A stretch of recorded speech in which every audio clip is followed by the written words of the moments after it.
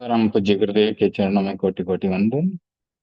ओम ह्रीं नमो अरिहंताणम्। ओम ह्रीं नमो सिद्धा। ओम ह्रीं नमो ओम वज्जाय। ओम ह्रीं नमो कोई सब साहू। ओम ह्रीं नमो अरिहंता। ओम सिद्धा। ओम ह्रीं नमो आर्या। ओम ह्रीं नमो वज्जाय। ओम ह्रीं नमो सब पूर्ण। ओम ह्रीं नमो अरिहंता। ओम ह्रीं नमो सिद्धाय। ओम ह्रीं नमो आर्या। ओम ह्रीं नमो वज्जाय। ओम ह्रीं नमो लोई सब पूर्ण। ओम ह्रीं नमो अरिहंता। ओम ह्रीं सिद्धाय। ओम ह्रीं नमो आर्या। ओम ह्रीं नमो वज्जाय। ओम ह्रीं नमो लोई सब पूर्ण। ओम ह्रीं नमो अरिहंताय। ओम ह्रीं सिद्धाय। ओम ह्रीं नमो आर्या। ओम ह्रीं नमो वज्जाय। ओम ह्रीं नमो लोई सब पूर्ण। एसो पंचनमुक्कारो सब पापनाशनो मंगलाच सभ्येशं परमं हवै मंगलम्। परमं हवै मंगलम्। सादर जय जिनेन्द्र। पहले ध्यान का प्रयोग करेंगे। जिस किसी आसन में सुखपूर्वक बैठ सकें उस आसन का चुनाव करें। सुखासन हो सकता है, पद्मासन, अर्ध पद्मासन, वज्रासन या फिर साधारण रूप से कुर्सी पर भी बैठ करके ध्यान किया जा सकता है। खड़े खड़े और लेटे लेटे भी कायोत्सर्ग किया जा सकता है। आंखें कोमलता से बंद, रीढ़ की हड्डी और गर्दन सीधी रहे और वीतराग मुद्रा या ज्ञान मुद्रा लगाएं। वीतराग मुद्रा में अपने लेफ्ट हैंड की हथेली बाएं हाथ की हथेली के ऊपर, दाएं हाथ की हथेली रखें और ज्ञान मुद्रा में तर्जनी को और अंगूठे को मिलाकर बाकी अंगुलियां सीधी रखें और उन्हें घुटनों पर रखें। अब कायोत्सर्ग का अभ्यास शुरू करेंगे। अस्य उत्तरीकरणेन पायच्छित्करणेन विसोहीकरणेन विसल्लीकरणेन पावाणं कम्माणं निगाणेत्थाय थामिकौसगम। पूरे शरीर को ढीला छोड़ें। अपने दाहिने पैर के अंगूठे से, राइट फीट के थंब से लेकर सिर की चोटी तक अपने ध्यान को ले जाएंगे। एक एक अंग को शिथिल होने का सुझाव देंगे, रिलैक्स होने का सुझाव देंगे। सबसे पहले अपने चित्त को, अपने ध्यान को राइट फीट यानी कि दाहिने पैर के अंगूठे पर लगाएं। वहां के स्पंदनों का अनुभव करें, उसे शिथिल होने का सुझाव दें। दाहिने पैर का अंगूठा शिथिल हो रहा है, शिथिल हो रहा है, शिथिल हो गया है। दाहिने पैर की अंगुलियां शिथिल हो रही हैं, शिथिल हो रही हैं, शिथिल हो गई हैं। दाहिने पैर का पंजा, तलुआ और एड़ी, तीनों को एक एक बार ध्यान से देखें, वहां पर अपना ध्यान लगाएं, वहां होने वाले स्पंदनों का अनुभव करें और उन्हें शिथिल होने का सुझाव दें। तलुआ, पंजा और एड़ी शिथिल हो रहे हैं, शिथिल हो रहे हैं, शिथिल हो गए हैं।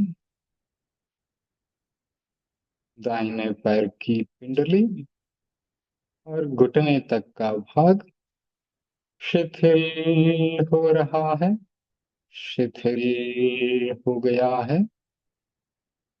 घुटने से लेकर कमर तक का भाग शिथिल हो रहा है, शिथिल हो गया है। दाहिना पैर पूरा शिथिल हो गया है, कोई तनाव और दर्द नहीं, एकदम शांत और शिथिल हो गया है। बाएं पैर के अंगूठे पर ध्यान लगाएं, बायां पैर का अंगूठा शिथिल हो रहा है, शिथिल हो रहा है, शिथिल हो गया है। बाएं पैर की अंगुलियां शिथिल हो रही हैं, शिथिल हो रही हैं, शिथिल हो गई हैं। बाएं पैर का तलुआ, पंजा और एड़ी शिथिल हो रहे हैं, शिथिल हो रहे हैं, शिथिल हो गए हैं। बाएं पैर की पिंडली शिथिल हो रही है, शिथिल हो गई है। बाएं पैर का घुटना, वहां पर ध्यान लगाएं, हो रहे स्पंदनों का अनुभव करें। कोई दर्द है तो शांत हो रहा है, शिथिल हो रहा है। घुटना शिथिल हो गया है। बाएं पैर की जंगा, कमर तक का भाग शिथिल हो रहा है, शिथिल हो गया है। अब कमर से ऊपर के भाग पर ध्यान लगाएं। स्वास्थ्य केंद्र, जो कि कमर और नाभि के बीच में है, उसके बीच में पूरा पाचन तंत्र आता है, उस पर ध्यान लगाएं।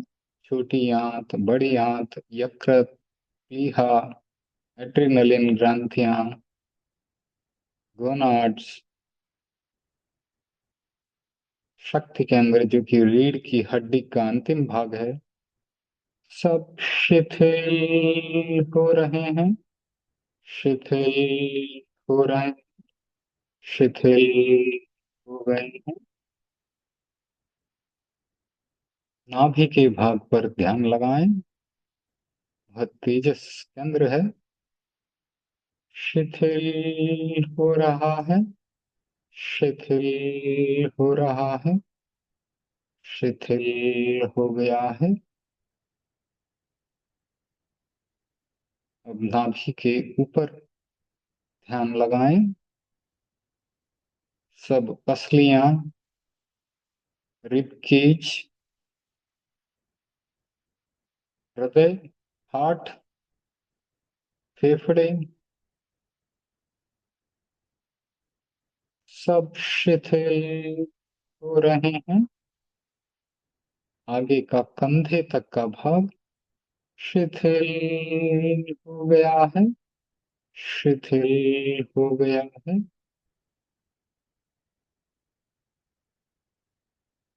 अब पीठ के भाग पर ध्यान लगाएं, पूरी रीढ़ की हड्डी, स्नायु संस्थान, पूरा पृष्ठभाग शिथिल हो रहा है, शिथिल हो रहा है, शिथिल हो गया है।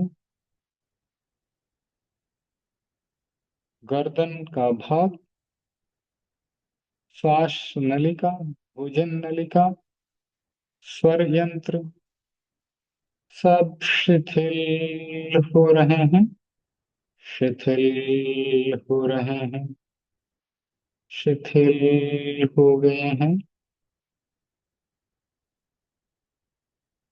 गर्दन के ऊपर ठुड्डी, दोनों गाल, होठ, जिह्वा, दंत पंक्ति, तालू, सब शिथिल हो रहे हैं, शिथिल हो गए हैं। नासिका छिद्र, नाक का अग्रभाग जो कि प्राण केंद्र है, पूरा नाक, दोनों कान, दोनों आंखें, सब शिथिल हो रहे हैं, शिथिल हो गए हैं। दोनों कानों में ब्रह्म केंद्र है, आंखों में चक्षु केंद्र, प्रकृति के वहां पर दर्शन केंद्र, सब शिथिल हो रहे हैं। ललाट के भाग पर ध्यान लगाएं। ललाट के बीचों बीच ज्योति केंद्र है, ऊपर में hypothalamus, pituitary glands, pineal gland, चोटी का भाग ज्ञान केंद्र, सब शिथिल हो रहे हैं, शिथिल हो गए हैं। पूरा शरीर शिथिल हो गया है, गहरी शिथिलता का अनुभव। शरीर प्रतिमा की भांति अडोल और गहरी शांति और शिथिलता का अनुभव करें।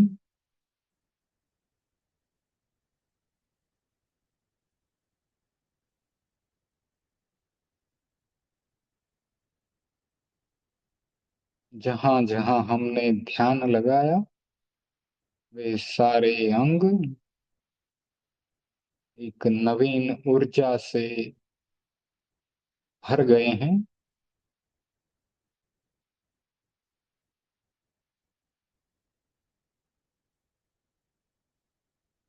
गहरी शांति, पवित्रता और शिथिलता का अनुभव।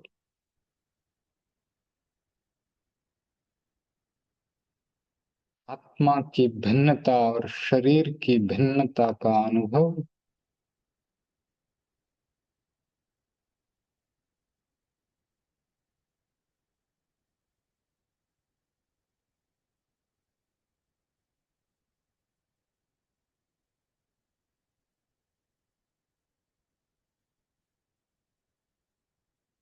आप अपने चित्त को नाक के आगे के भाग पर, टिप ऑफ द नोज जो कि प्राण केंद्र है, वहां लगाएं।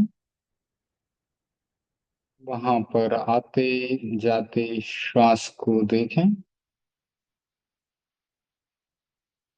सहज श्वास के आने और जाने का अनुभव करें।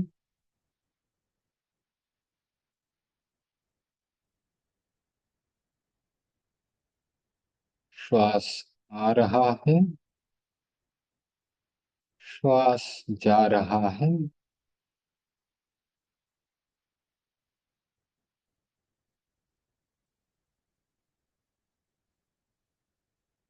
जिस प्रकार एक चौकीदार कुर्सी लगाकर दुकान या बैंक के बाहर बैठा बैठा ग्राहक को आते जाते देखता है, उसी प्रकार अपने चित्त को नाक के अग्रभाग पर बिठाकर आते जाते श्वास को देखें। श्वास आ रहा है, श्वास जा रहा है। श्वास की गति मंद, और हो सके तो श्वास के समय को लंबा करें। लंबा श्वास आ रहा है, लंबा श्वास जा रहा है। दीर्घ श्वास भीतर आ रहा है, दीर्घ श्वास बाहर जा रहा है।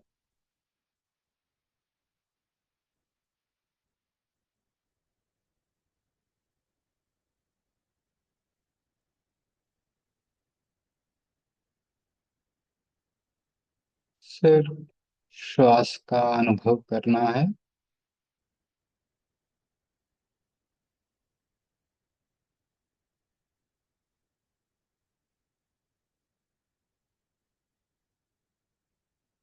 श्वास एक निष्पक्ष आलंबन है, न्यूट्रल है। इसके प्रति कोई राग और द्वेष नहीं है। यह सहज रूप से हमें उपलब्ध है। हर जगह यह हमारे साथ है। इसलिए श्वास पर ध्यान किया जाता है।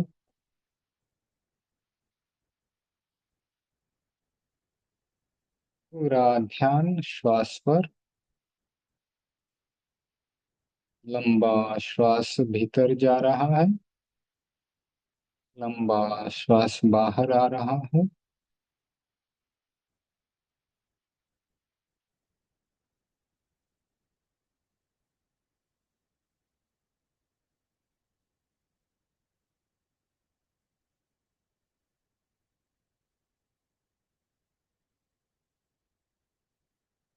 गहरी शिथिलता। पूरा ध्यान श्वास पर। लंबा श्वास भीतर आ रहा है, लंबा श्वास बाहर जा रहा है।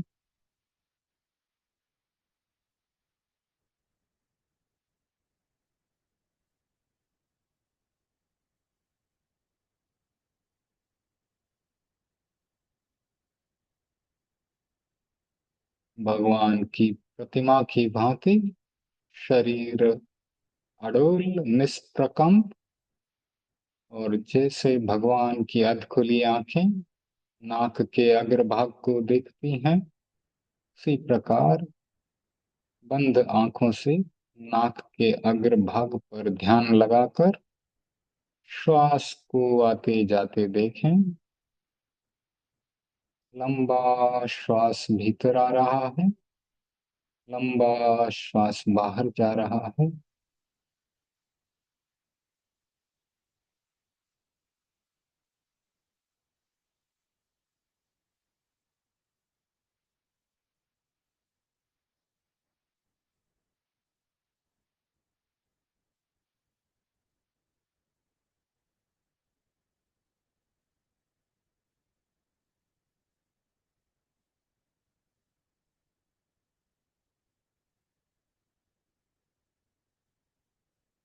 अब अपने ध्यान को ललाट के बीचों बीच ज्योति केंद्र पर लगाएं, जहां तिलक किया जाता है।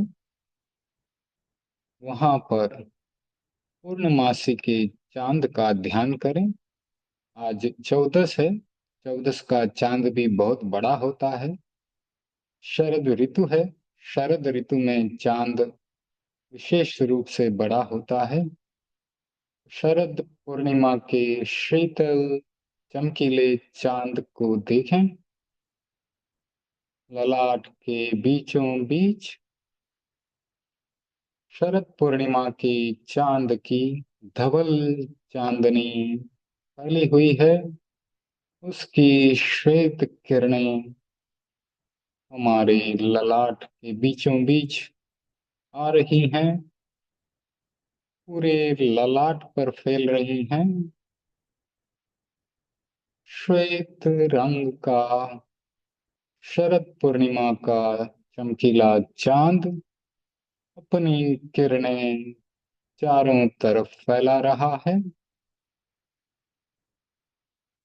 शरीर के चारों तरफ भी श्वेत रंग की किरणें, ललाट पर श्वेत रंग की किरणें, श्वास के साथ भी श्वेत रंग की किरणें भीतर जा रही हैं, हमारे जीवन में शांति और पवित्रता ला रही है, कषायों का शमन कर रही है। श्वेत चमकीला शरद पूर्णिमा का पूर्ण चंद्र श्वेत रंग की किरणें श्वास के साथ भीतर जा रही हैं, श्वास के साथ बाहर आ रही हैं।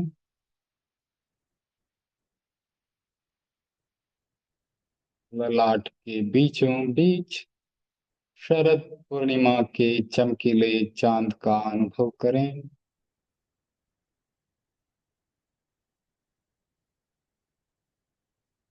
यह श्वेत रंग शांति, समता और पवित्रता का प्रतीक है। हमारे जीवन में भी शांति, समता और पवित्रता को ला रहा है।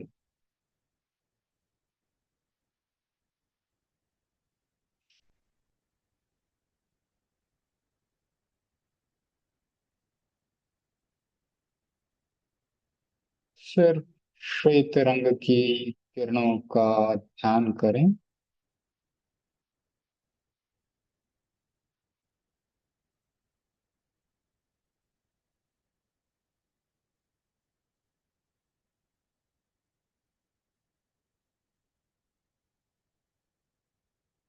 अनुभव करें पूरी शांति, गहरी शिथिलता, समता और पवित्रता का हमारे जीवन में प्रवेश हो रहा है।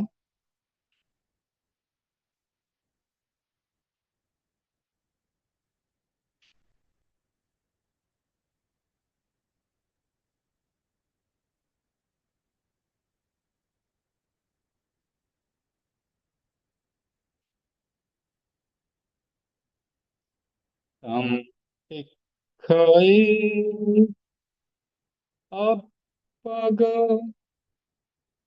मपैणम।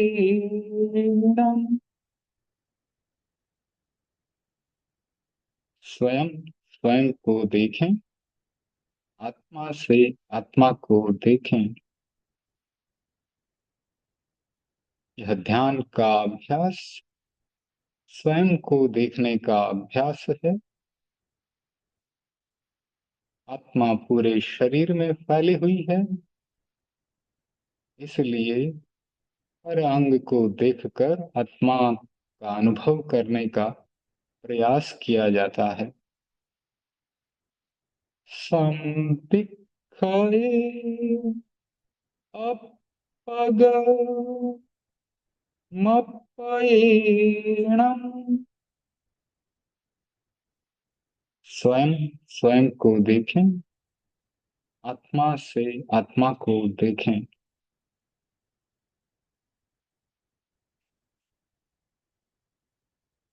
आत्मा शरीर के कई केंद्रों में सघन रूप से उपलब्ध है।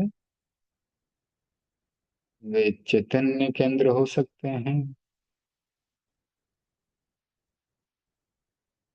वहां पर आत्मा सघन रूप से उपलब्ध है, इसलिए वहां पर ध्यान किया कराया जाता है।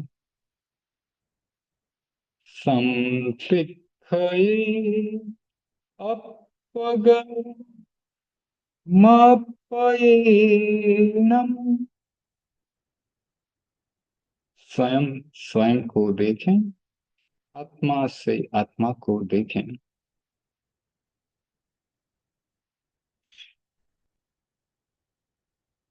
आहम सुविद्या चरणम प्रमुखम दुख मुक्ति के लिए विद्या और आचार का अनुशीलन करें। आहम सुविद्या चरणम प्रमुखम। दुख मुक्ति के लिए विद्या और आचार का अनुशीलन करें।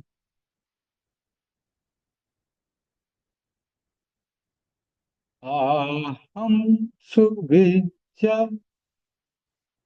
चरणम प्रमुखम। दुख मुक्ति के लिए विद्या और आचार का अनुशीलन करें। बहुत ही सुंदर सूत्र दिया है भगवान ने। हर जीव दुख से मुक्ति चाहता है, सुखों को प्राप्त करना चाहता है। तो दुख की मुक्ति के लिए सबसे पहले विद्या यानी ज्ञान को सीखना है, फिर उसे आचरण में लाना है। इसलिए कहा गया, दुख मुक्ति के लिए विद्या और आचार का अनुशीलन करें।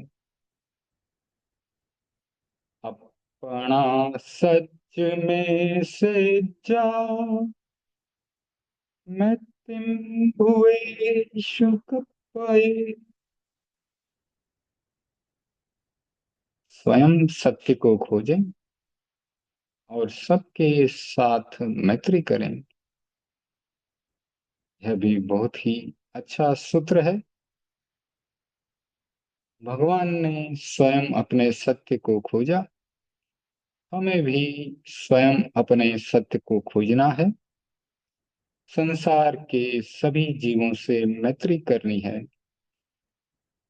84 लाख जीव योनि से हमारी मित्रता है, कोई हमारा शत्रु नहीं है। अपना सच में से जा मितिम भुए शुक पाए। स्वयं सत्य को खोजें और सबके साथ मैत्री करें।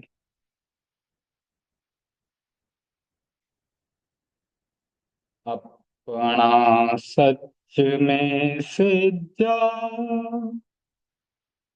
मितिम भुए शुक पाए। स्वयं सत्य को खोजें और सबके साथ मैत्री करें। ego में साशु अपा नानंदन सन संजुआ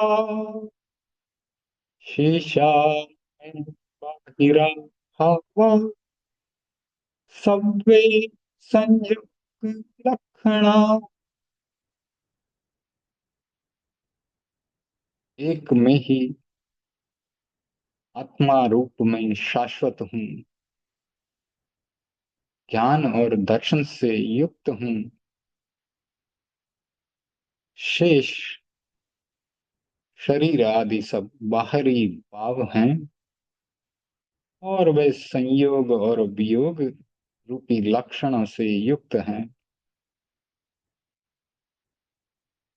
ego में साशो अपा नान दंसन संजुआ शेषा में बाहिरा भावा सब्बे संजोग लक्षण।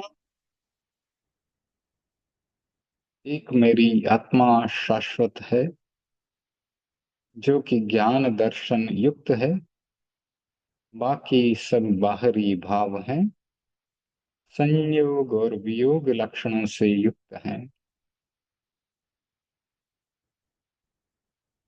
ego में साशो अपा नानंदन सन संजुआ शेषा बाहिरा भावा सब्बे संयोग लक्षण। एक आत्मा ही शाश्वत है जो कि ज्ञान दर्शन युक्त है, बाकी सब बाहरी भाव संयोग और वियोग लक्षणों से युक्त हैं।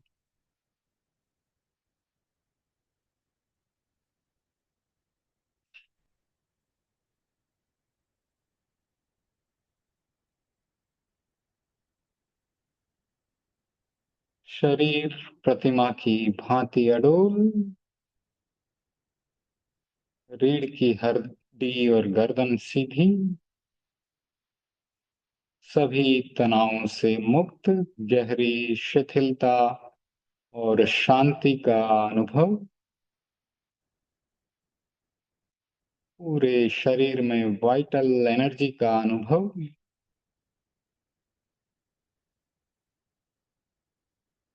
गहरी शांति और शिथिलता के साथ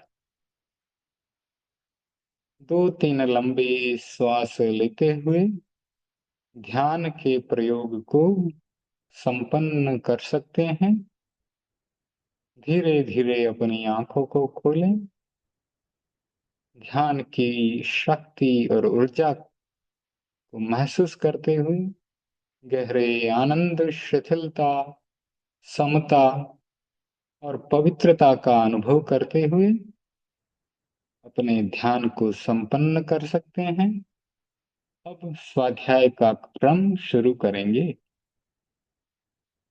परम पूज्य गुरुदेव आचार्य श्री महाप्रज्ञ जी की पुस्तक कल्याण मंदिर, जिसका कि 15वां और 16वां श्लोक समाप्त हो चुका है। आचार्य सिद्धसेन की बहुत ही सुंदर स्तुति, उनकी रचना का आज 17वां श्लोक हम लेने वाले हैं।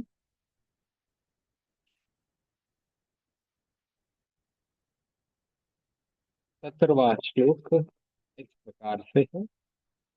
आत्मा मनीषि धीरयम् त्वद्भेद बुद्ध्या ध्यातो जिनेन्द्र भवति भवत्प्रभावः पानीयमप्यं प्रतमित्यनुचिन्त्यमानं किं नाम नो सविकारं पाप करोति। तो फिर से एक बहुत सुंदर श्लोक, और ऐसा लगता है कि आचार्य सिद्धसेन ने साधना के रहस्यों को, गूढ़ रहस्यों को अपने श्लोकों में पिरोया है, हमारे जैसे भवी जनों के उपकार के लिए। तो इसका शाब्दिक अर्थ इस प्रकार है। हे जिनेन्द्र, मनीषी जन तुम्हारे साथ अभेद का अनुभव करते हुए इस आत्मा का ध्यान करते हैं, तब उनकी आत्मा तुम्हारे समान प्रभाव वाली हो जाती है। कितनी सुंदर बात कर रहे हैं कि भगवान आपके साथ अभेद का अनुभव करते हुए आत्मा का ध्यान करें, तो हमारी आत्मा भगवान के समान प्रभाव वाली हो जाती है। पानी को भी अभेद बुद्धि से यह अमृत है, यह अमृत है, यह अमृत है, इस तरह का अनुचिंतन किए जाने पर क्या वह भी विष के विकार को दूर नहीं कर देता। तो फिर से श्लोक को पढ़ते हैं ताकि अर्थ स्पष्ट होगा। आत्मा मनीषि धीरयम त्वद भेद बुद्ध्या, यानी आत्मा, और मनीषी यानी मनुष्य जन, त्वद और भेद बुद्धिया का संधि विच्छेद करें। त्वद अभेद और बुद्धिया, यानी कि आपके साथ अभेद बुद्धि रखते हुए मनीषी जन आत्मा का ध्यान करते हैं। ध्यातो जिनेन्द्र भवती भवत प्रभाव, भवत और प्रभाव, यानी कि आपके प्रभाव से। तो जब अभेद का अनुभव करते हुए मनीषी जन आत्मा का ध्यान करते हैं, तब आपके प्रभाव से उनकी आत्मा आपके समान हो जाती है। कैसे हो जाती है? तो उदाहरण दिया, पानीयम। तो पूरा शब्द पढ़ लेते हैं, बहुत लंबा शब्द है और बहुत उसमें संधियां हैं। पानीयमप्यमृत मित्य नुचिंत्यमानम, यानी कि पानी को अमृत है ऐसा अनुचिंतन करते जाएं, अनुचिंतन करते जाएं, तो किम नामनो विष विकारम पाकरोति, तो क्या वह विष का हरण नहीं करेगा। तो ध्यान का, भावना का, अनुचिंतन का बहुत बड़ा प्रभाव होता है। आपने सुना होगा, पानी सामने रखा, उस पर नवकार मंत्र का या अन्य मंत्र का ध्यान किया, पानी भी विकारों को, विष को, रोगों को दूर करने की शक्ति को प्राप्त कर गया। उस पानी को छींटा, आसपास में वातावरण में किसी रोगी के ऊपर, उसका रोग दूर हो गया। अब पूरे पाठ का गहन रूप से, विस्तार से अध्ययन करते हैं। रहस्यवाद में कुछ तथ्य गुप्त होते हैं। रहस्यवादी उन तथ्यों को जनता के सामने प्रस्तुत करता है। रहस्यवादी यहाँ पर कौन है? आचार्य सिद्धसेन जी हैं। उन्होंने रहस्यों का गुम्फन किया है अपने एक एक श्लोक में। तो आज हम 17वें श्लोक पर पहुंच गए। 16 श्लोकों का अध्ययन हमने कर लिया। प्रारंभ में, शुरू में आचार्य के मन में अनुचिंतन चला कि क्या मैं भगवान पार्श के गुणों का वर्णन कर पाऊंगा, उनकी स्तुति कर पाऊंगा।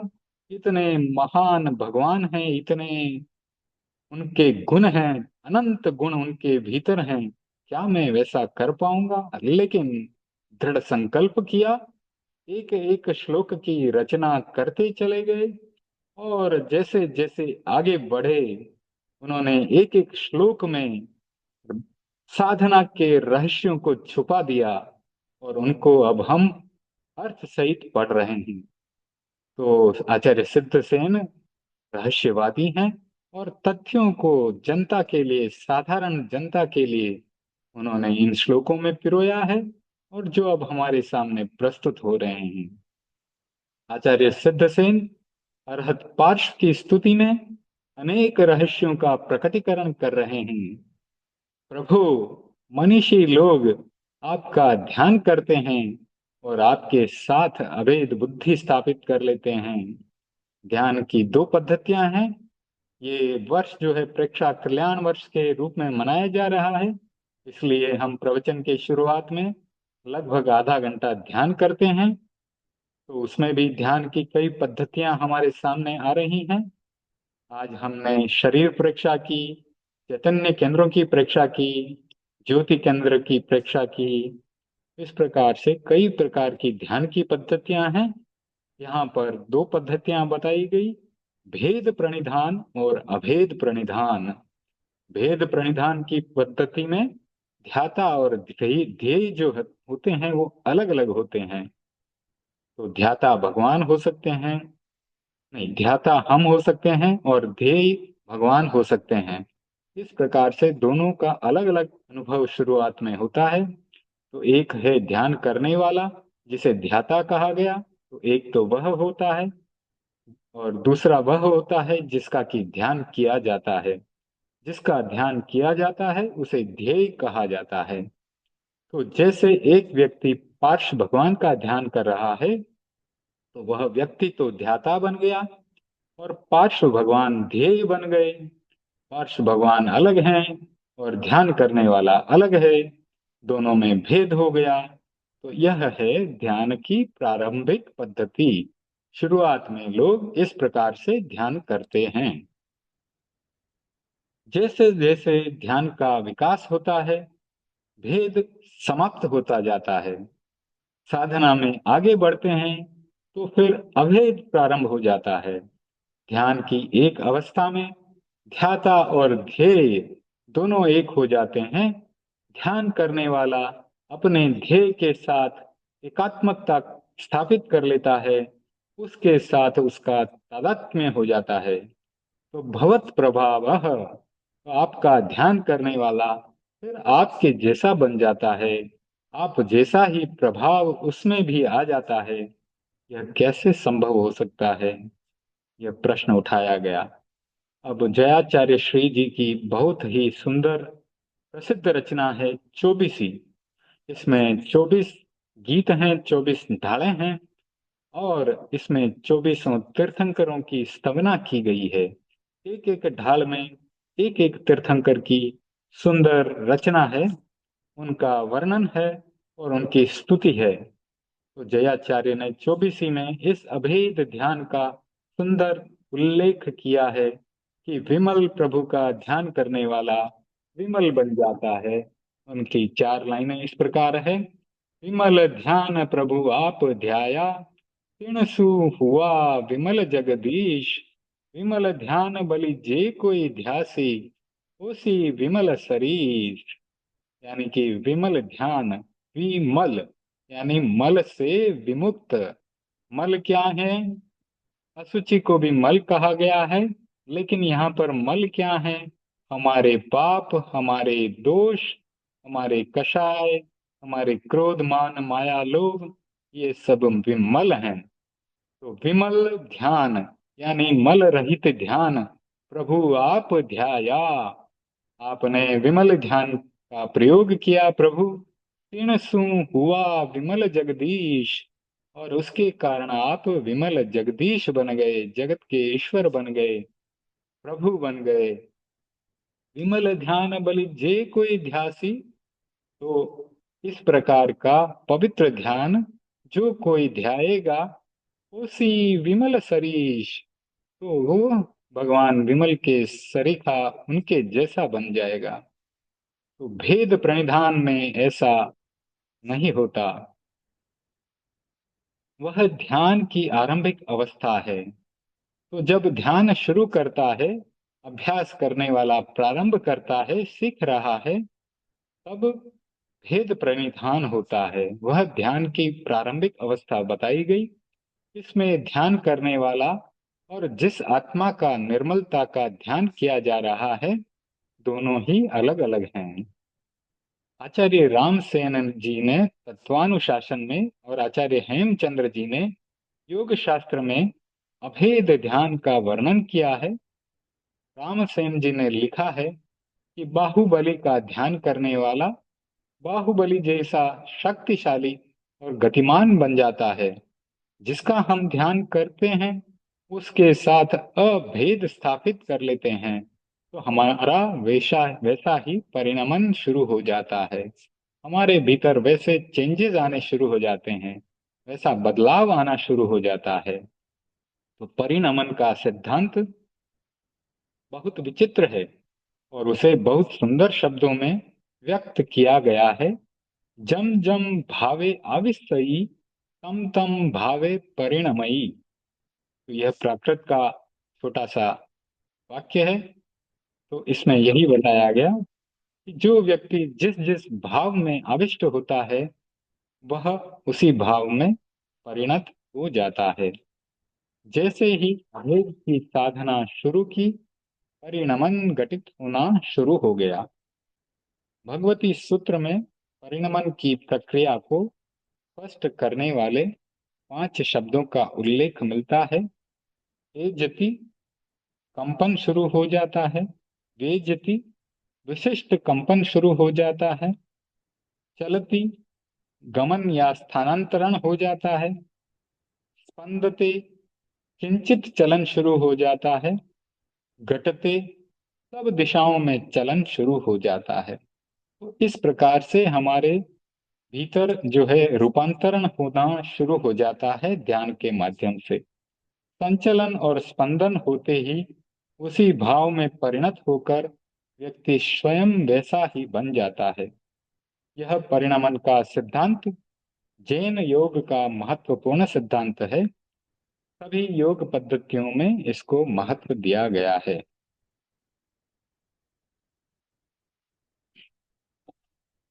यह तथ्य स्तुतिकार दृष्टांत के द्वारा स्पष्ट कर रहे हैं।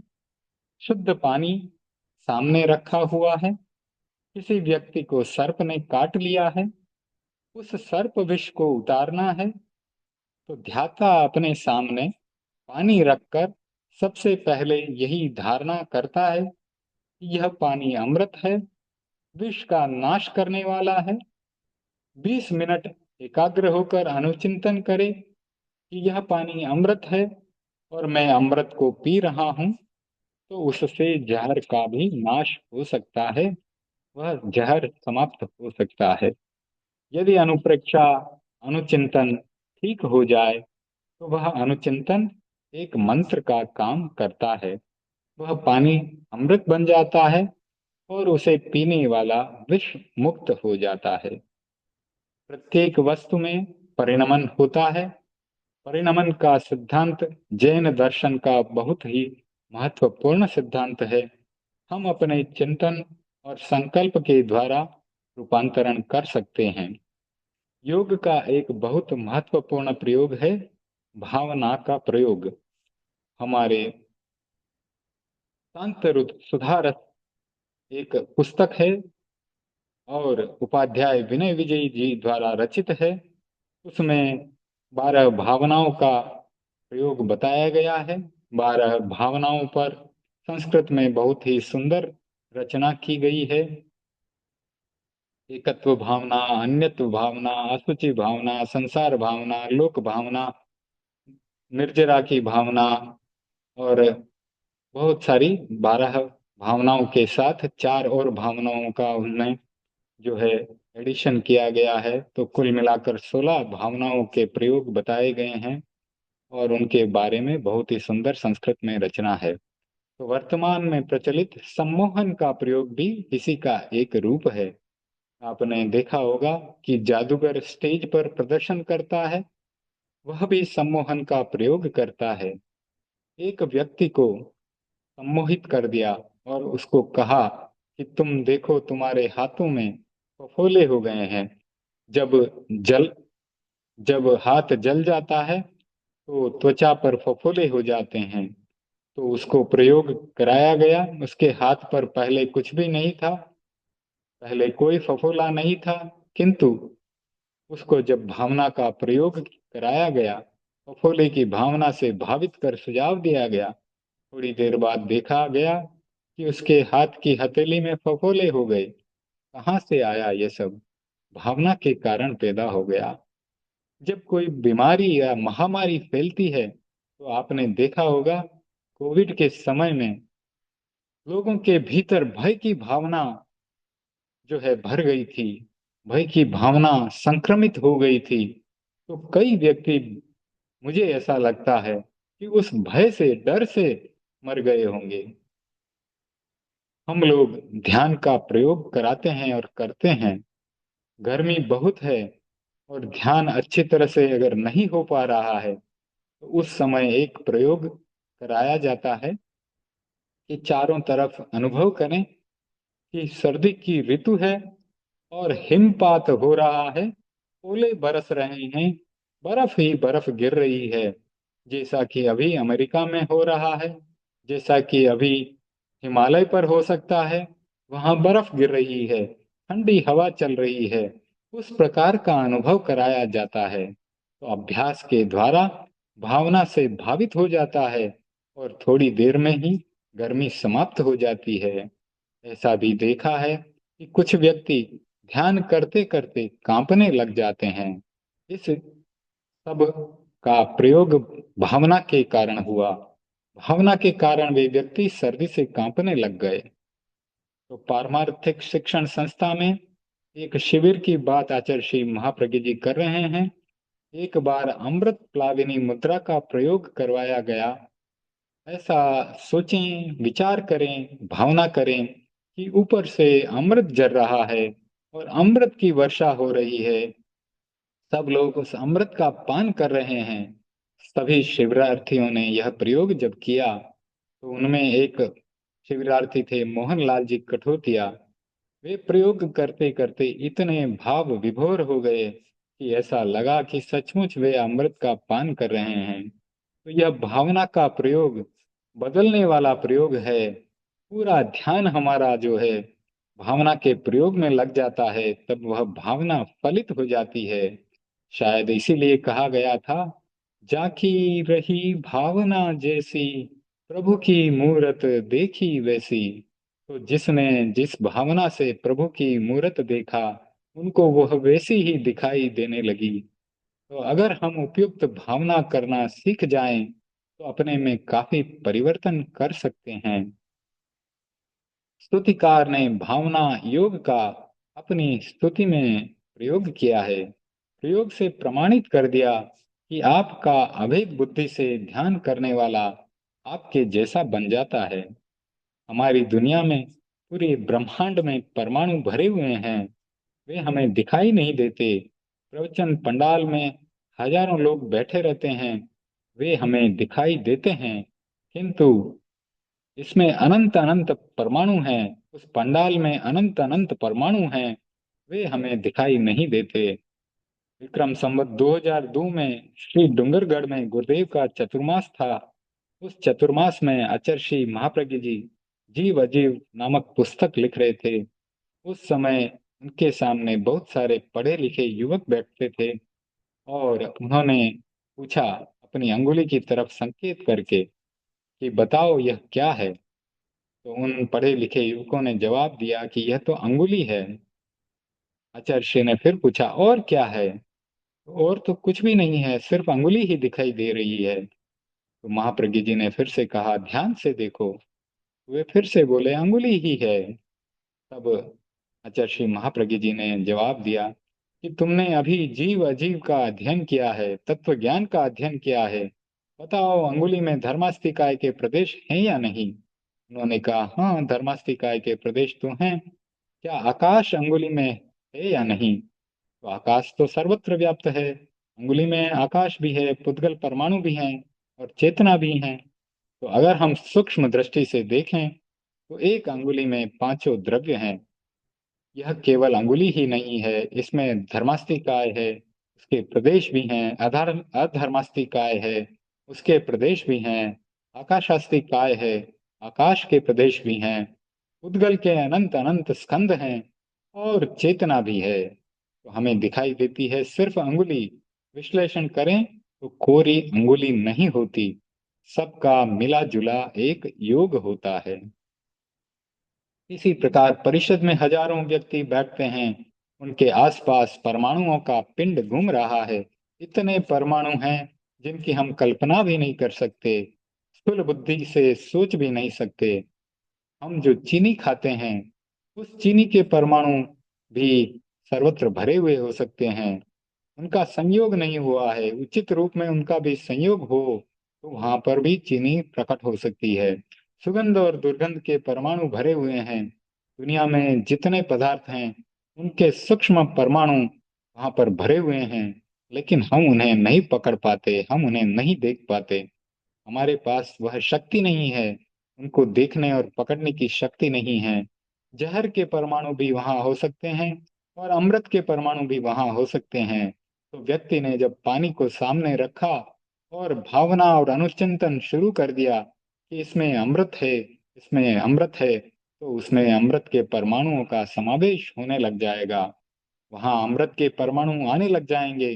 चिंतन करते करते, संकल्प करते करते एक क्षण ऐसा परिणमन होता है कि वह पानी पानी नहीं रहता, अमृत बन जाता है।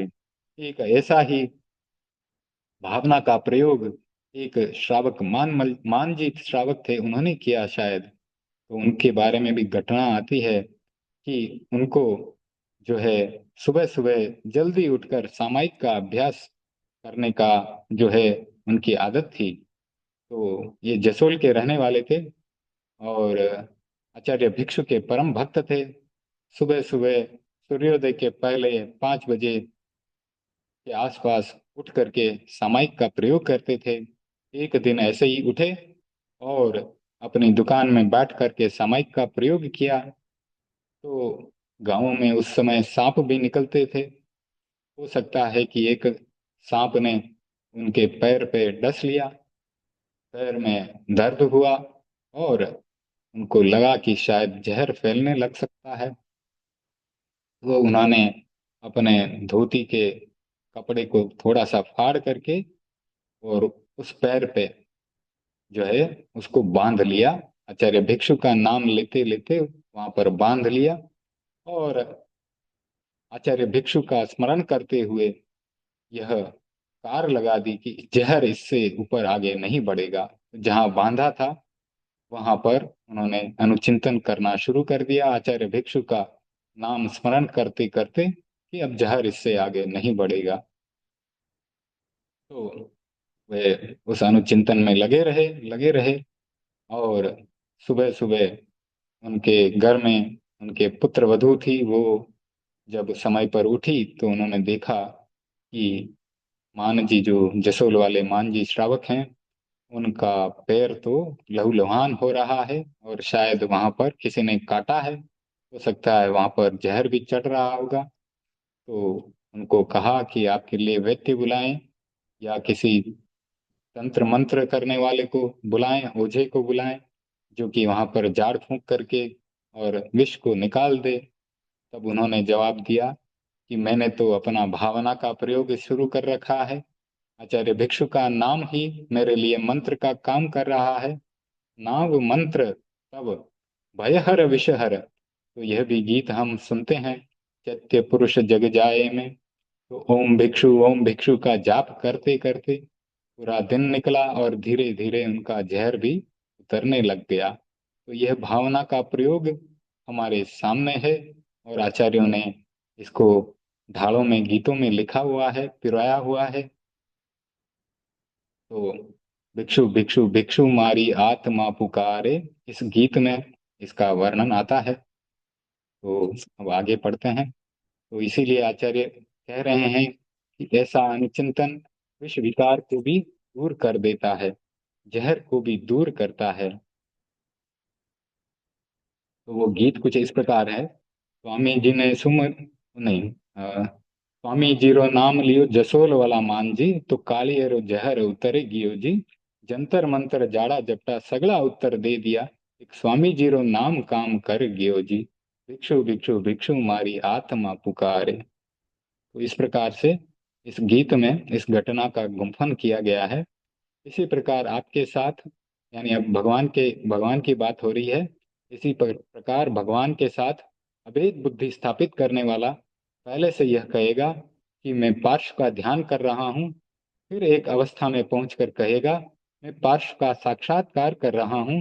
यह अभेद बुद्धि जब आती है तब भेद समाप्त हो जाता है और पार्श्व रूप में परिणमन होने लग जाता है। तो यह परिणमन का सिद्धांत दर्शन का बहुत बड़ा सिद्धांत है। परिणमन के अनेक साधन हैं, उनमें एक बड़ा साधन संकल्प व अनुचिंतन का है। हम सही अनुचिंतन करना सीख जाएं, यह अपेक्षित है। अनुचिंतन के द्वारा हम आदतों को बदल सकते हैं। अगर क्रोध को शांत करना है तो हमें यह ध्यान करना है कि मैं क्रोध नहीं हूँ, मैं क्षमा हूँ। आप अनुचिंतन करते चले जाएं और अनुचिंतन के चरम बिंदु पर पहुंच जाएं तो संभव है कि एक महीने में आपका क्रोध समाप्त हो जाएगा। उपसमेण हणे को हम, यानी उपशम से क्रोध का नाश किया जा सकता है। उपसमेण हणे को हम, तो आप क्षमा के सागर बन जाएंगे। जिस आदत को बदलना है, परिवर्तन करना है, वह परिवर्तित हो सकती है, क्योंकि हमारे सामने सिद्धांत है। पूरी मौखिक चर्चा नहीं हो रही है, बातों से ही हम जो है यह नहीं कह रहे हैं, हमें इसका अनुभव है। परिणमन तो निरंतर हो रहा है, हर समय हमारे भीतर बदलाव आ रहा है। एक वस्तु में दूसरी वस्तु मिलाई और वस्तु बदल गई। दूध के भीतर दही का जामन डाला तो दूध दही बन गया, और उसी दही को बिलोया गया तो उसमें से मक्खन प्राप्त हो गया। तो परिणमन का सिद्धांत, इस संसार में वस्तुएं बदल रही हैं तो परिणमन से वस्तुएं बदल जाती हैं। हम अपने विचारों के द्वारा विश्व में फैले हुए अच्छे परमाणुओं का ग्रहण करते हैं। अगर किसी का विचार बुरा है तो वह बुरे परमाणुओं को ग्रहण करता है। इष्ट परमाणुओं को ग्रहण करने वाला स्वस्थ बन जाता है। अनिष्ट परमाणुओं को ग्रहण करने वाला नकारात्मक परमाणुओं को ग्रहण करता है। निषेधात्मक परमाणुओं को ग्रहण करने वाला स्वस्थ आदमी बीमार बन जाता है, और विधायक परमाणुओं को ग्रहण करने वाला बीमार व्यक्ति स्वस्थ बन जाता है। तो यह रहस्य समझ में आ जाए तो आदमी काफी बदल सकता है। एक आदमी बीमार है, वह यदि यह सोचे कि मैं बीमार हूं, तो वह और ज्यादा बीमार हो जाएगा। कैंसर जैसी भयंकर बीमारी से ग्रस्त कुछ लोग आचार्य श्री महाप्रज्ञ जी के पास आए। उन्हें एक प्रयोग बताया, कायाकल्प का प्रयोग। कायोत्सर्ग करें, जैसा कि हमने इस स्वाध्याय के शुरुआत में किया। पैर के अंगूठे से लेकर सिर तक प्रत्येक अवयव को रिलैक्स करें, शिथिल करें, और प्रत्येक अवयव पर सब साहुणम मंत्र का जप करें। कभी हम अरहम का मंत्र का जप भी कर सकते हैं, सब साहुणम मंत्र का जप भी कर सकते हैं। संकल्प करें, प्रत्येक अवयव स्वस्थ हो रहा है। यह संकल्प करते हुए पुनः सिर से पैर तक की यात्रा करें। स्वस्थता का अनुभव होगा, एक नए शक्ति का अनुभव होगा, वाइटलिटी का, एनर्जी का अनुभव होगा, ऊर्जा का अनुभव होगा। जिन लोगों ने इस कायाकल्प का प्रयोग किया, वे अपने अनुभव सुनाते हैं कि हम तो बिल्कुल स्वस्थ हो गए। अब हमारे कोई बीमारी नहीं है। हमारे शरीर में दोनों प्रकार की चीजें हैं, खराब भी हैं और अच्छी भी हैं। श्री डूंगरगढ़ में साधु साधियों की गोष्ठी हुई।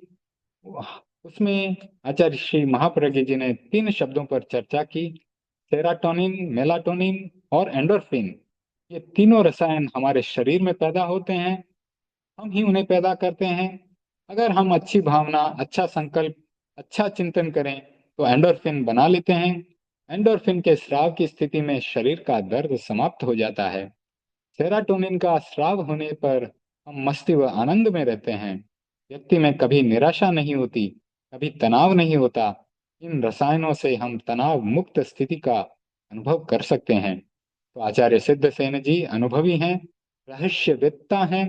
वे स्तुति के माध्यम से रहस्यों को प्रकट कर रहे हैं। तो यह रचना कल्याण मंदिर नहीं, रहस्य मंदिर है, रहस्यों का घर बना हुआ है। इन रहस्यों को समझकर हम बहुत सारी समस्याओं को सुलझा सकते हैं। अब अगला श्लोक आ रहा है, 18वां श्लोक। 17वां श्लोक पूरा हो गया। त्वामेव वीततमसं परवादिनोऽपि नूनं विभो हरिहरादिध्या प्रपन्नाः किं काचिकामलिभिरीश पीतोऽपि शंखो नो गृह्यते विविध वर्ण विपर्ययेण।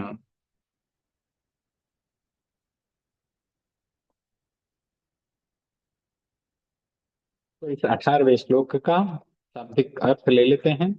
हे विभो, निश्चित रूप से अन्य तीर्थिक भी हरि हर आदि की बुद्धि से वीतराग स्वरूप वाले तुमको ही स्वीकार करते हैं।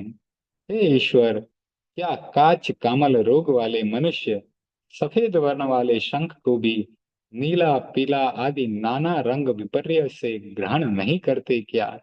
जिसको पीलिया रोग हो जाता है, ऐसा बताया जाता है कि उसको सब कुछ पीला पीला दिखाई देने लग जाता है। तो आचार्य जो है सिद्धसेन जी पहले अपनी बात रखते हैं, फिर उदाहरण के माध्यम से जो है अपनी बात को सिद्ध भी कर देते हैं।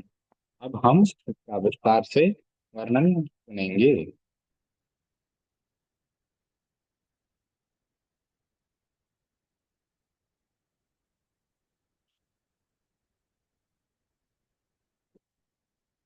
प्रस्तुत श्लोक में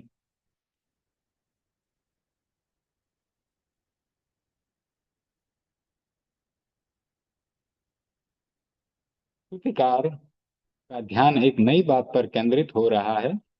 दुनिया में कोई हरि की पूजा कर रहा है, कोई हर की पूजा कर रहा है, कोई बुद्ध की पूजा कर रहा है, कोई भगवान विष्णु को मानता है, कोई भगवान शिव को मानता है। तो कोई किसी की पूजा कर रहा है, कोई किसी की पूजा कर रहा है। तो क्या ये सब अलग अलग हैं? तो आचार्य सिद्धसेन ने प्रश्न उपस्थित कर दिया। अलग अलग हैं तो बड़ा विवाद का विषय बन जाएगा। इस संदर्भ में गांधी जी ने एक प्रयोग किया था, वह आप सबको मालूम होगा।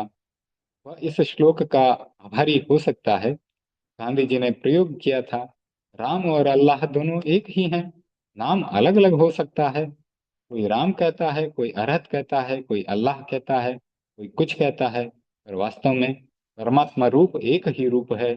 शुद्ध आत्मा एक ही है, वे दो नहीं हो सकती।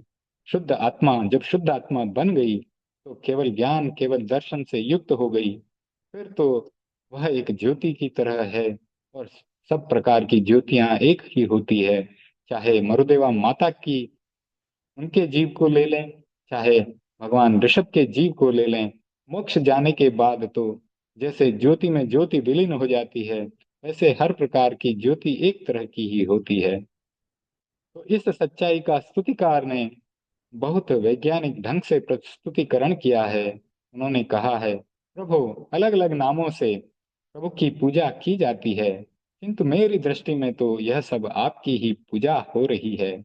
सिद्धसेन इस कथन के द्वारा अन्य धर्म के प्रवर्तकों के साथ अभेद बता रहे हैं। त्वामेव वीत तमसम परवादिनोपि, परवादी यानी कि दूसरे धर्म वाले, वीत तमसम जिसका कि अंधकार नष्ट हो गया, वीत तमसम, तमस यानी अंधकार, जिसका आवरण क्षीण हो गया, वे सब एक ही हैं।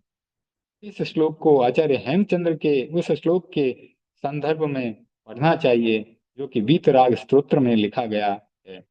राजा कुमारपाल सोमनाथ के मंदिर में जा रहे थे। कुछ पंडितों ने कहा, आचार्य हेमचंद्र वहां नहीं चलेंगे। पूछा गया, क्यों नहीं चलेंगे? क्योंकि वे तो जैन हैं, जैन आचार्य हैं। आचार्य हेमचंद्र को कलिकाल का सर्वज्ञ बताया जाता है, इतने महान ज्ञानी थे। तो लोगों ने कहा, पंडितों ने कहा, महादेव को वे नमस्कार नहीं करेंगे। तो कुमारपाल ने आचार्य हेमचंद्र जी से पूछा, महाराज आप भी चलेंगे? तो आचार्य हेमचंद्र ने कहा, जरूर चलेंगे, क्यों नहीं चलेंगे। मंदिर में पहुंचकर कुमारपाल ने पूछा, महादेव के मंदिर में क्या आप महादेव की अर्चना करेंगे? तो हेमचंद्राचार्य ने कहा, क्यों नहीं करेंगे, अवश्य करेंगे। हेमचंद्र जी लिंग के सामने खड़े होकर और वहां जाकर सस्वर उन्होंने पाठ किया। वहां खड़े हो गए और सस्वर बोले, भव बीजांकुर जनना रागाध्याः क्षयं मुपागाता, यस्य ब्रह्मा वा विष्णुर्वा हरो जिनो वा नमस्तस्मै, नमस्तस्मै। भव बीजांकुर जनना रागाध्याः क्षय मुपागता, यस्य ब्रह्मा वा विष्णुर्वा हरो जिनो वा नमस्तस्मै, नमस्तस्मै। तो इसका अर्थ क्या होता है? जिस व्यक्ति ने संसार के बीज रूप राग द्वेष का क्षय कर दिया, भव बीज अंकुर, इसका संधि विच्छेद किया हमने, भव बीजांकुर जनना, भव बीज और अंकुर और जनना, यानी कि जिस व्यक्ति ने संसार के बीज रूप राग द्वेष, रागाद्या क्षयम उपागता, यानी राग आदि को क्षय कर दिया, यश्य, तो उसके लिए कहा गया, ब्रह्मा वा विष्णुर्वा हरो जिनो वा, यानी कि भले वो ब्रह्मा के नाम से पुकारे जाएं, या विष्णु के नाम से पुकारे जाएं, या शंकर के नाम से पुकारे जाएं, या जिन भगवान यानी वीतराग के नाम से पुकारे जाएं, मैं उनको नमस्कार करता हूँ। नमस्तस्मै, नमस्तस्मै, मैं उनको प्रणाम करता हूँ।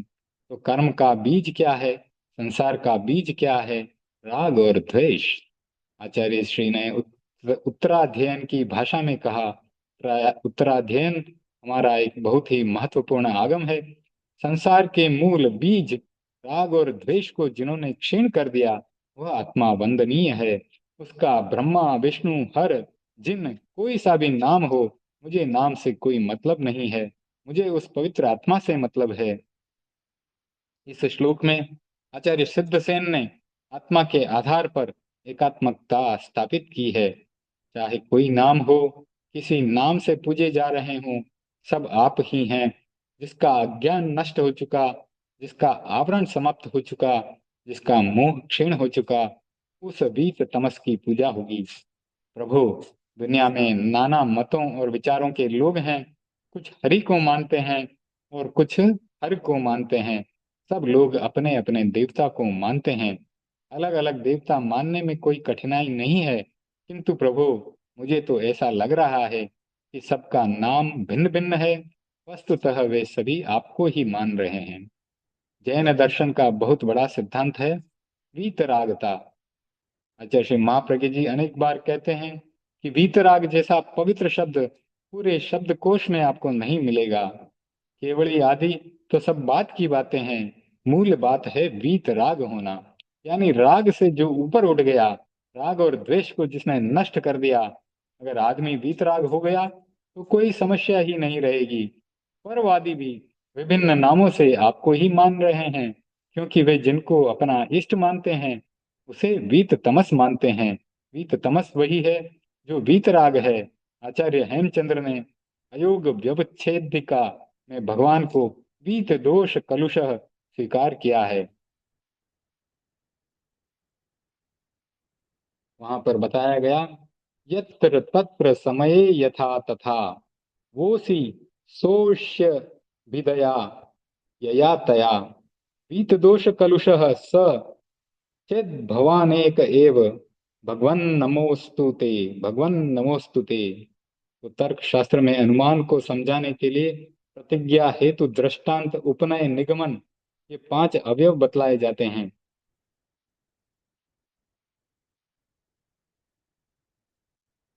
प्रतिज्ञा और हेतु ये दो तो विद्वान लोगों के लिए है।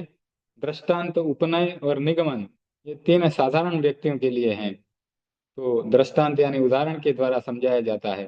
तो जो प्रबुद्ध हैं उनके लिए हेतु पर्याप्त है। हेतु के द्वारा ही बात समझ में आ जाती है।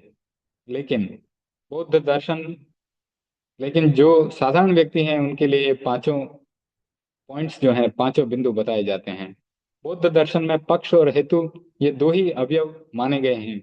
जैनाचार्यों ने कहा, साधारण आदमी को अवबोध देने के लिए केवल पक्ष और हेतु से काम नहीं चलता, उन्हें समझाने के लिए दृष्टांत उपनय व निगमन भी आवश्यक है। तो आचार्य सिद्धसेन ने भी दृष्टांत से अपनी बात को समझाया कि शंख जो होता है वो एकदम सफेद होता है, श्वेत रंग का होता है। एक व्यक्ति को काच कामले यानी पीलिया जैसा रोग हो गया। यह ऐसी बीमारी है जिसमें नाना रंग दिखाई देते हैं। पीलिया के रोगी को सब चीजें पीली पीली दिखाई देती हैं, और काच कमली रोग वाले रोगी को हरा पीला आदि अनेक प्रकार के रंग दिखाई देने लग जाते हैं। तो प्रभु, शंख तो सफेद है, किंतु जिसे काच कमली की बीमारी है या पीले की बीमारी है उसे हरा पीला आदि अनेक रंग भी उसमें दिखाई देते हैं। तो रंग अनेक हैं पर शंख एक ही है। वैसे ही कोई किसी को भी अपना इष्ट स्वीकार करे, उसे किसी रंग वेश या रूप में देखें, आखिर तो वह एक ही है। वीतराग तो आप ही हैं और देखने वाले भी आपको ही देख रहे हैं। तो बहुत ही सुंदर उदाहरण के माध्यम से हम जैसे साधारण व्यक्तियों को समझाया जा रहा है कि भगवान वीतराग रूप में एक जैसे हैं। बहुत महत्वपूर्ण बात है, साधना की सिद्धि वीतराग बने बिना नहीं हो सकती। वीतराग बनने पर सारे भेद समाप्त हो जाते हैं। वीतराग का कोई संप्रदाय नहीं होता, सिर्फ आत्मा होती है। सारे संप्रदाय नीचे रह जाते हैं। न श्वेतांबर है, न दिगंबर है, न ही तेरा पंथ है, न ही कोई और दूसरा पंथ है, न कोई 12 पंथ है, न कोई मंदिर मार्गी है। तो इस प्रकार से सारे संप्रदाय जो हैं नीचे रह जाते हैं। वीतराग का मतलब ही शुद्ध आत्मा है। इस दृष्टि से आचार्यों ने जो कहा वह यथार्थ है, किसी पर आक्षेप भी नहीं किया, और एक महत्वपूर्ण औचित्यपूर्ण बात भी कह दी, प्रभु आप वीत तमस हैं, वीत राग हैं। दूसरे मतवादी भी वीत तमस को अपना इष्ट मानते हैं। वीत राग को माने बिना बात पूरी नहीं होती।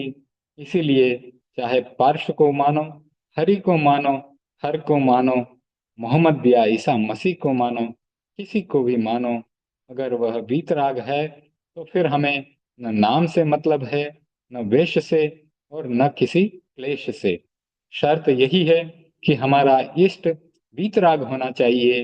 अगर वीतराग है तो वह हमारे लिए वंदनीय है, आराध्य है। वीतराग नहीं है तो वह हमारे लिए वंदनीय नहीं हो सकता, आराध्य नहीं हो सकता। क्योंकि देव, गुरु और धर्म, इनमें हमें अपनी श्रद्धा को मजबूत करना है। देव अरहंत, और गुरु कौन? निर्ग्रंथ। और धर्म कौन सा? जो केवली प्रज्ञप्त है, केवलियों के द्वारा बताया गया है। यह हमारी मूल श्रद्धा के तीन बिंदु हैं। इसमें हमारी श्रद्धा मजबूत रहनी चाहिए, अखंडित रहनी चाहिए। आचार्य ने इस स्तुति पद में बहुत सच्चाई के साथ यह बात प्रकट कर दी कि हम संप्रदाय की बात में न उलझें। इस सिद्धांत पर दृढ़ रहें कि हमारा इष्ट वीतराग है। जो वीतराग नहीं है वह हमारा आराध्य नहीं हो सकता। एक बहुत बड़ी असंप्रदायिक दृष्टि को आचार्य श्री ने प्रकट किया है। यह ऐसा दृष्टिकोण है जहाँ कोई उलझन नहीं है। कभी कभी हम नाम में उलझ जाते हैं, कभी कभी हम वेश में उलझ जाते हैं। एक बार मुनि बुद्धमल जी, ये एक सच्ची घटना बताई जा रही है, आचार्य श्री महाप्रज्ञ जी एक सच्ची घटना बता रहे हैं कि बुद्धमल जी मुनि जी थे। वह एक बहुत ही अच्छे मुनि थे, प्रबुद्ध मुनि थे। उन्होंने कई किताबों की रचना की है, कई पुस्तकों में बहुत कुछ लिखा है। तो वे दिल्ली में थे, वहाँ उनका प्रवास चल रहा था। हो सकता है कि चतुर्मास हो या दूसरा कोई प्रवास हो। तो वहाँ एक सेवा करने वाला आदमी रहता था, उसका नाम था रतन लाल। और उसका एक बेटा भी था। तो बेटा जो है, रतनलाल जी का बेटा, साधु संतों के साथ में ही रहता था और उनके दर्शन भी करता था। तो हमने देखा होगा कि जो साधु हैं, श्वेतांबर हैं, वे श्वेत वस्त्र पहनते हैं और मुखपत्ती भी लगाते हैं। जो स्थानकवासी या तेरापंथी साधु हैं, मुखपत्ती लगा करके रखते हैं। तो एक बार क्या हुआ कि मुनि बुद्धमल जी जो है किसी रूम में कोई काम कर रहे थे और रतनलाल जी भी कुछ काम कर रहे थे। तो उन्होंने अपने लड़के से कहा, बेटा जाओ महाराज को वंदना करके आओ। वो रोज वंदना के लिए उसे भेजते थे और बेटा साधु संतों के वंदन करके वापस आ जाता था।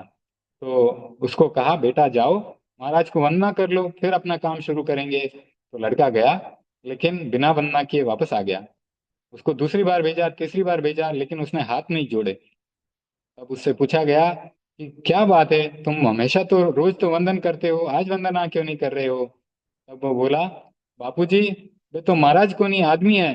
वे तो वहां पे महाराज नहीं है, वहां तो साधारण आदमी है। क्यों ऐसा कहा? क्योंकि मुनि श्री जो बुद्धमल जी थे, उन्होंने अपनी मुखपत्ती उतार ली थी और दांत साफ कर रहे थे, मंजन कर रहे थे। तब जो है वो बच्चा जो है उनके उनको वंदन नहीं कर रहा है, उनको बोलता है कि वह तो साधारण व्यक्ति है। क्योंकि मुनि का वेश भी एक बहुत बड़ी बात रखता है। मुख वस्त्रिका को उतार दिया तो उनको वो साधारण आदमी लगने लगे उस बच्चे को। और जब मुख वस्त्रिका पहन रखी है तो साधु का वेश है, इसलिए उनको साधु लगते हैं। तो वेश का कितना बड़ा महत्व है। मुख वस्त्रिका है तो महाराज बन गए, मुख वस्त्रिका नहीं है तो साधारण आदमी बन गए। तो सामान्यतः हर आदमी नाम और वेश के साथ चलता है, किंतु उच्च भूमिका में पहुंचते ही नाम और वेश सब समाप्त हो जाते हैं। केवल वीतरागता अवशिष्ट रहती है। इस बहुत बड़ी सच्चाई को, असांप्रदायिक दृष्टिकोण को आचार्य ने बहुत सुंदर दृष्टांत के साथ हमारे सामने प्रस्तुत किया है। इसका मनन और अनुशीलन कर प्रत्येक व्यक्ति सत्यान्वेषी बन सकता है। एक बार फिर से इस श्लोक का उच्चारण करेंगे। त्वामेव वीततमसं परवादिनोऽपि नूनं विभो हरिहरादिधिया प्रपन्नाः किं काच कामलिभिरीश शीतोऽपि शंखो नो गृह्यते विविध वर्ण विपर्ययेण। तो अब एक एक शब्द का हम अर्थ समझने की कोशिश करते हैं। त्वामेव, आपके द्वारा, वीत तमसम, आप तो वीत या राग बन गए हैं। जो तमस था, अंधकार था, उसको नष्ट कर दिया है। परवादिनोपि नूनम विभो हरि हरादि धिया प्रपन्नाः। तो जो परवादी हैं, वो भी हरि हर आदि को, जिनकी की पूजा करते हैं, उनको भी वो वीत तमस के रूप में ही देखते हैं, वीत राग रूप में ही देखते हैं। हरि हरादि धिया प्रपन्नाः, यानी हरि हर आदि, उन सबको जो वह देखते हैं वीत तमस या वीत राग रूप में ही देखते हैं। किम काच कमली भिरीश, यानी काच कमली का रोगी, पीलिया का रोगी। शीतोपि शंखो, जो शंख श्वेत वर्ण वाला होता है। नो गृह्यते विविध वर्ण विपर्ययेण, यानी विविध वर्ण और विपर्ययेण, यानी विपर्यय रूप में, विविध रंगों के रूप में उसको देखता है।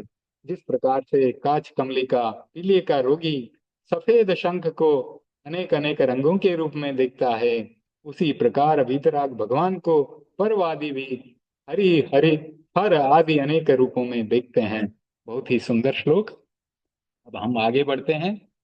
10 मिनट बाकी हैं, तो भक्तामर का 19वां श्लोक ले लेते हैं।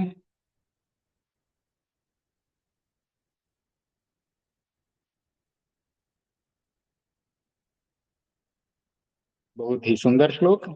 किम सर्वरीषु शशिनान्हि विवस्वता वा युष्मन् मुखेन्दु दलितेषु तमस्सु नाथ निष्पन्नशालि वनशालिनि जीवलोके कार्यं कियज् जलधरेर् जलभार नम्रः कार्यं कियज् जलधरेर् जलभार नम्रः। बहुत ही सुंदर बात लिखी गई है। हे नाथ, तुम्हारा मुख चंद्र अंधकार को नष्ट करने वाला है। किम शर्वरीषु शशि नान्हि विवस्वतावा युष्मन् मुखेन्दु दलितेषु तमस्सु नाथ। युष्मन् मुखेन्दु दलितेषु तमस्सु नाथ, इस लाइन पर ध्यान दें। युष्मन् मुखेन्दु दलितेषु तमस्सु नाथ, तमस का, अंधकार का, दलितेषु दलित करने वाला, मुखेन्दु आपका मुख रूपी चंद्र, तो आपका मुख रूपी चंद्र अंधकार को नष्ट करता है। फिर रात्रि में चंद्रमा और दिन में सूर्य से क्या प्रयोजन। किम शर्वरीषु शशि नान्हि विवस्वता वा, तो शशि का और सूर्य का क्या प्रयोजन इस जीव जगत में। जब खेतों में, तो उदाहरण के माध्यम से समझाया गया, फिर से प्रकृति का अध्ययन किया गया। निष्पन्न शाली वन शालिनी जीव लोके, इस लोक में शालिनी यानी कि जो चावल है, तो निष्पन्न जो फसल जो है चावल की, धान की, वो पक चुकी है, निष्पन्न हो चुकी है। निष्पन्न शाली वन शालिनी जीव लोके कार्यम कियत जलधरेर जलभार नम्र है। तो जब खेतों में धान पक चुका है, तो फिर जल के भार से झुके हुए मेघों से क्या प्रयोजन, बादलों से क्या प्रयोजन। जल भार नम्र है, जल के भार से नमे हुए। तो अंतिम पंक्ति में पूछा कवि ने, कार्यम कियत जल धरे जल भार नम्र है, तो जल के भार से जो नमे हुए हैं, जलधर, जलधर किसे कहा गया, बादल को, मेघ को, तो उनका क्या कार्य। कार्यम किए जल धरे जल भार नम्र है, प्रश्न उपस्थित कर दिया कि जब खेतों में धान पक चुका है, तो फिर उसके बाद जल से भरे हुए उन बादलों का क्या प्रयोजन। बहुत सुंदर श्लोक है।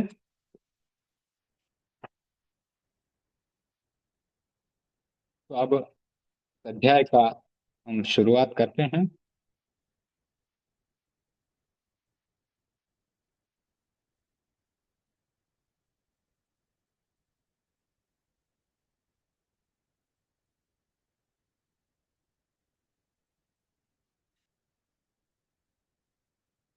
ज्ञान की आराधना, प्रकाश की साधना, यह है शीर्षक इस अध्याय का। तो आचार्य मान तुंग जी ने भगवान आदिनाथ की स्तुति के क्रम में अनेक प्रतीकों और उपमाओं से तुलना की, किंतु तुलना के लिए न दीपक उचित ठहरा, न सूर्य और न ही चांद। तो जब कोई भी तुलना में तुल्य नहीं आया, तब स्तुतिकार भक्ति रस में सराबोर हो गए।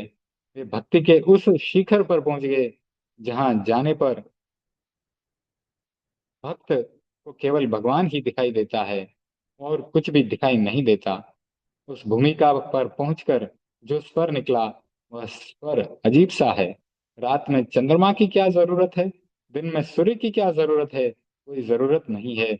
न रात में हमें चंद्रमा चाहिए, न दिन में सूर्य चाहिए। क्यों?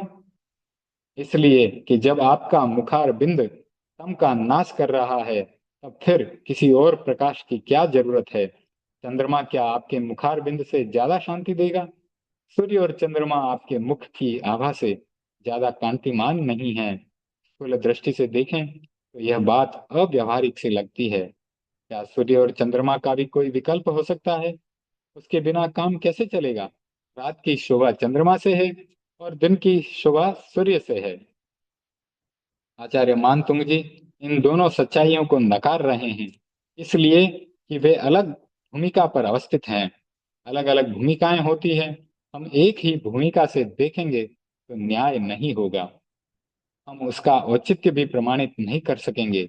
हमें भूमिका का निर्धारण करना होगा कि यह बात किस भूमिका से कही जा रही है।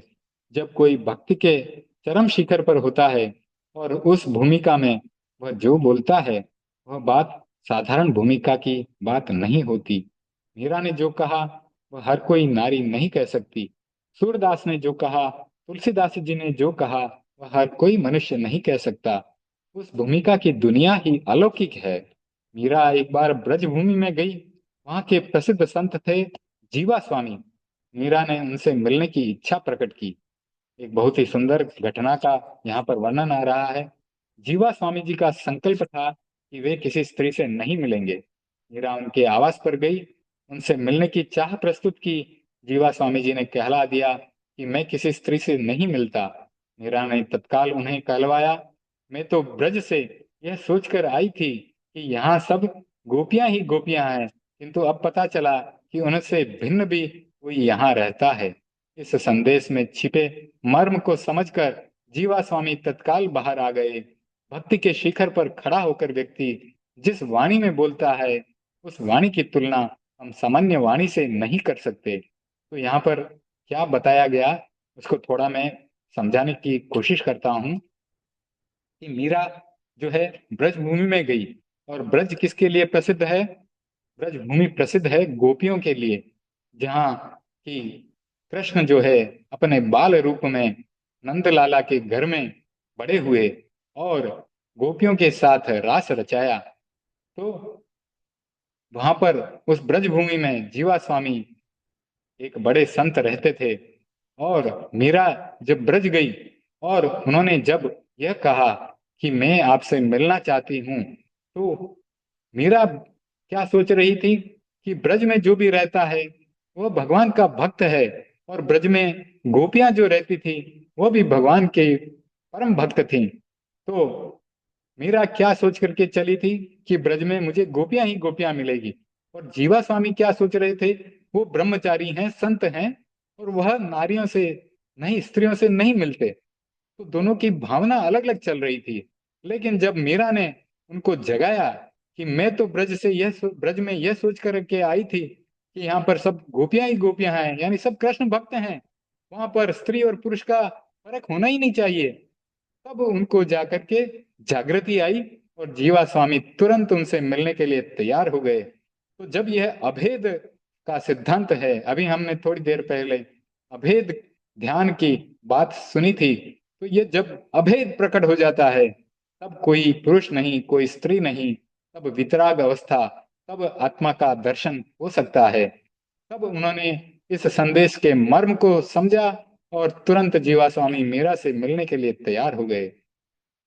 भक्ति के शिखर पर खड़ा होकर व्यक्ति जिस वाणी में बोलता है, उस वाणी की तुलना हम सामान्य वाणी से नहीं कर सकते। वह बिल्कुल अलग बात होती है। इतिहास प्रमाण है कि जितने भी अलौकिक भक्त हुए हैं, वे अनुत्तर भूमिका को प्राप्त हुए हैं। उन्होंने जब भी भक्ति में अभिस्नात होकर जो कोई बात कही, सामान्य आदमी को उसे समझने में बहुत समय लगता है। मूर्धन्य भक्तों, कवियों के द्वारा कही गई बात के आज तक न जाने कितने कितने और कैसे कैसे अर्थ लगाए जा रहे हैं। सब अपनी अपनी दृष्टि के अनुसार उसका अर्थ निकाल रहे हैं। मुझे कुछ दिनों पहले एक वीडियो आया और उसमें एक पुस्तक के बारे में चर्चा की गई है। उस पुस्तक में गणित के माध्यम से इतनी सिद्धांत की, जैन धर्म के सिद्धांतों की बातें पिरोई गई हैं। वहां पर एक भी अक्षर जो है लिखा नहीं गया है, सब अंक ही अंक हैं। गणित की भाषा में बड़े बड़े स्रोत उसमें उतार दिए गए हैं। और उन गणित के अंकों को समझने का सिद्धांत जो है, वैज्ञानिक लोग उस पर खोज कर रहे हैं। बड़े बड़े जो है विद्वान लोग उस पर खोज कर रहे हैं। आपने यंत्र देखे होंगे कि उसको ऊपर से नीचे से किधर से भी जोड़ें तो एक जो है अंक आ जाता है। जैसे 3 बाई 3 का, यानी उसमें 3 स्थान एक लाइन में है, ऊपर भी 3 नीचे भी 3, ऐसा एक यंत्र बनाया। और तीनों अंकों को लाइन में जोड़ें तो भी उतना ही आ रहा है, ऊपर से नीचे जोड़ें तो भी उतना ही आ रहा है, कोण के उससे जोड़ें तो भी उतना ही आ रहा है। तो इस प्रकार का उन्होंने गणित का जो है पूरा गणित के अंकों का उसमें जो है यंत्र बना के लिख दिया। अब उसको पढ़ने का भी सिद्धांत है। एक लिखा है तो शायद अ पढ़ना है, दो लिखा है तो वहां कुछ और पढ़ना है। तो इस प्रकार से हम उसको गूढ़ भाषा से, गूढ़ विधि से पढ़ें तो कभी भक्तामर प्रकट होता है, तो कभी कोई और दूसरा आगम प्रकट होता है। तो इतनी गूढ़ भाषा में उसमें कई कई सिद्धांत की बातें पिरो दी गई हैं। तो इसी प्रकार से साधना के गूढ़ रहस्य अगर विद्वान आचार्य हमें प्रकट करके समझाते हैं तो हमारी समझ में वो आता है। तो अब हम आगे पढ़ते हैं पुस्तक को कि भक्ति के शिखर पर खड़ा होकर व्यक्ति जिस वाणी में बोलता है उस वाणी की तुलना हम सामान्य वाणी से नहीं कर सकते। वह बिल्कुल अलग बात होती है। इतिहास प्रमाण है कि जितने भी अलौकिक भक्त हुए हैं वे अनुत्तर भूमिका को प्राप्त हैं। उन्होंने जब भी भक्ति में अभिस्नात होकर जो बात कही, सामान्य आदमी को उसे समझने में बहुत समय लगा।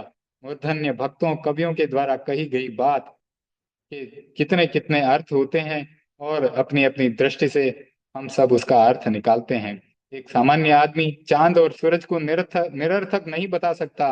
वह नहीं कह सकता कि उसे इनकी जरूरत नहीं है। किंतु जब एक भक्त मानस भगवान में ही प्रकाश देखता है और भगवान में ही शांति का अनुभव करता है, तब उसके लिए न अन्यत्र प्रकाश होता है और न शांति। ऐसी अवस्था में वह कह सकता है, भगवान, मुझे आपके अतिरिक्त और किसी की जरूरत नहीं है। राम भक्त हनुमान के बारे में तो प्रसिद्ध है कि वे जड़ चेतन सब में राम को ही देखते थे, राम की ही छवि सब जगह देखते थे। सीता द्वारा प्राप्त हार को तोड़कर उसमें भी उन्होंने राम को ही ढूंढने की कोशिश की थी। जहां यह भक्ति का अतिरेक और श्रद्धा की चरम स्थिति होती है, वहां भक्त को केवल भगवान ही दिखाई देते हैं, उनके सिवा और कुछ नजर नहीं आता। जिस व्यक्ति की श्रद्धा चरित्र में है, वैराग्य में है, उसे और सब कुछ फीका फीका सा लगता है। अलौकिक चिंतन की धारा और अभिव्यक्ति भक्ति की भूमिका पर ही होती है। इसलिए आचार्य मानतुंग जी ने जो कहा उसमें न कोई अतिशयोक्ति है और न कोई उपेक्षा है। वह केवल भक्ति की अभिव्यक्ति मात्र है। आचार्य मानतुंग जी ने न सूर्य की उपेक्षा की, न चंद्रमा की उपेक्षा की और न ही दीपक की उपेक्षा की। उन्होंने तो एक बात रखी कि आचार्य मानतुंग ने अपनी बात का समर्थन बहुत अच्छे तरीके से किया। उससे सारी बात स्पष्ट हो जाती है। वे कहते हैं, मेरा तात्पर्य यह नहीं है कि सूर्य की कोई आवश्यकता नहीं है। मैं यह नहीं कह रहा हूं कि चंद्रमा की कोई आवश्यकता नहीं है। उनकी आवश्यकता है, पर वह किसको है? दुनिया को है, मुझे तो नहीं है। बीज बोया गया, उसे पानी या वर्षा की जरूरत है, किंतु फसल के पक जाने के बाद की क्या उसकी जरूरत किसी को होगी? जब तक बरसात की जब तक जरूरत है, जब तक कि फसल तैयार नहीं हो जाती, फसल पककर तैयार होने के बाद उसे जल की आवश्यकता नहीं रह जाती। उस समय अगर जल बरसने लग जाए तो फसल और धान सब नष्ट हो जाते हैं। हम जानते हैं कि सावन भादों के महीने में काले कजरारे बादल और वर्षा की झड़ी सबको मनोरम लगती है, किंतु चैत्र और वैसाख में इस तरह की स्थिति हो जाए तो कहा जाता है कि मौसम खराब है। जो वर्षा जुलाई अगस्त में अच्छी लगती थी, वह अप्रैल मई में खराब क्यों लगने लगती है? इसलिए कि उसकी जरूरत नहीं है, उसकी अपेक्षा नहीं है। बिना जरूरत कोई वस्तु जबरदस्ती मिलेगी तो मूड खराब ही होगा। वहां वस्तु अपनी सार्थकता सिद्ध न करे, वहां वह वांछनीय नहीं होती है। मारवाड़ी में एक कहावत है, धामी चीज धूला बरोबर।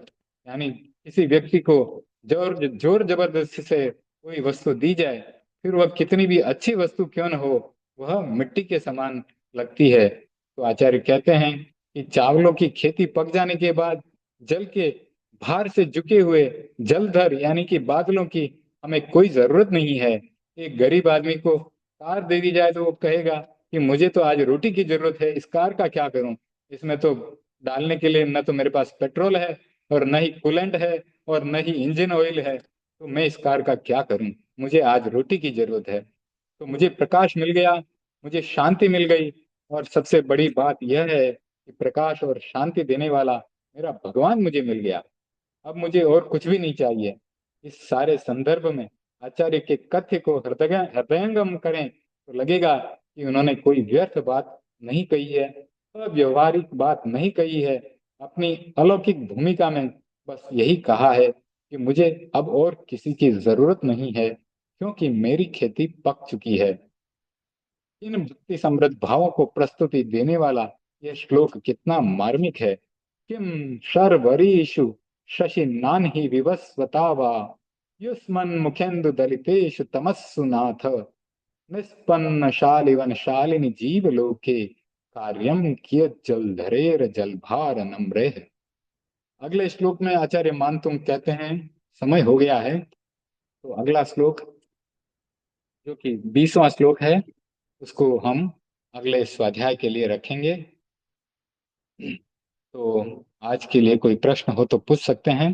बहुत सुंदर आचार्य सिद्धसेन द्वारा रचित कल्याण मंदिर के 2 श्लोकों का आज स्वाध्याय हो गया और भक्तामर का 19वें श्लोक का स्वाध्याय आज हो गया। आप सबके साथ से, आप सबके सहयोग से आप सबका बहुत बहुत धन्यवाद, आभार। परम पूज्य गुरुदेव का बहुत बहुत आभार। तो सादर जय जिनेन्द्र। अब परम पूज्य गुरुदेव की आज्ञा से सुने मंगल पाठ।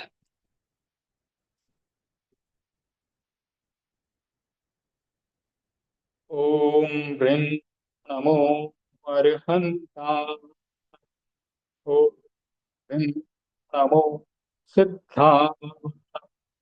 ओम ह्रीं नमो आयर्या। ओम ह्रीं नमो उपच्छाया।